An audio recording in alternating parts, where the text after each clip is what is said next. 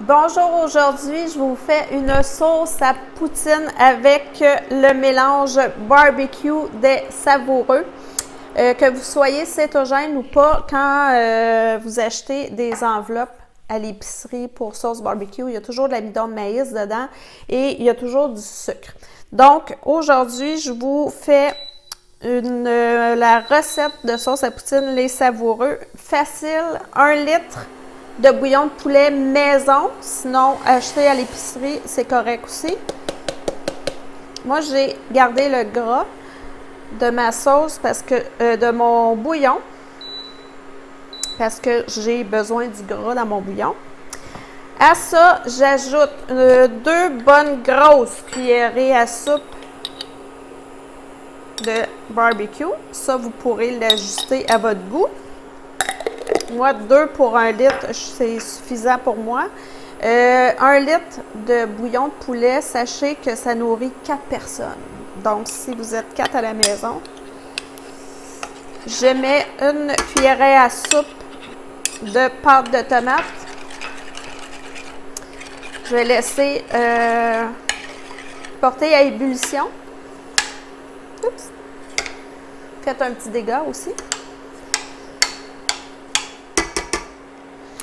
Alors, une fois que la sauce bout, on ajoute de la gomme de xanthane pour l'épaissir à la texture désirée. Je vous conseille d'y aller vraiment par parcimonie pour votre sauce parce que la gomme de xanthane, c'est un gélifiant. Donc, si vous ne voulez pas vous retrouver avec un jello salé, on y va doucement. Fait que j'ai ajouté ici peut-être une demi-cuillère à thé. Je vais brasser jusqu'à texture que nous aimons ici.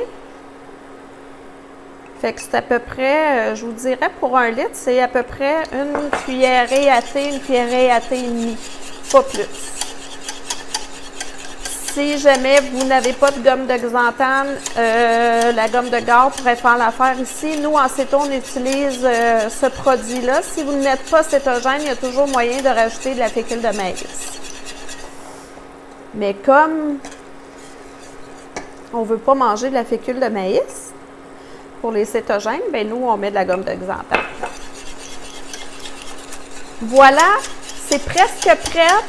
C'est facile. Facile, facile, facile. Un petit mélange barbecue qui peut être utilisé pour un petit poulet au four, pour mariner vos poitrines de poulet, pour vos cuisses de poulet, pour votre sauce barbecue, pour vos poutines. À la fin, on goûte et on ajuste l'assaisonnement. S'il manque du sel, on met du sel. Je vais juste vous montrer la texture finale avant de vous quitter. Fait que pour moi, c'est la texture désirée. Je laisse mijoter peut-être 2-3 minutes pour être certaine que la gomme de xanthane n'a pas fait de petits motons. Voilà, ça a pris quoi? 2 minutes faire une sauce à poutine. C'est pas plus long que faire une sauce en enveloppe qui a des ingrédients qu'on n'aime pas du tout dedans. Alors là-dessus, je vous souhaite une bonne poutine. Bye!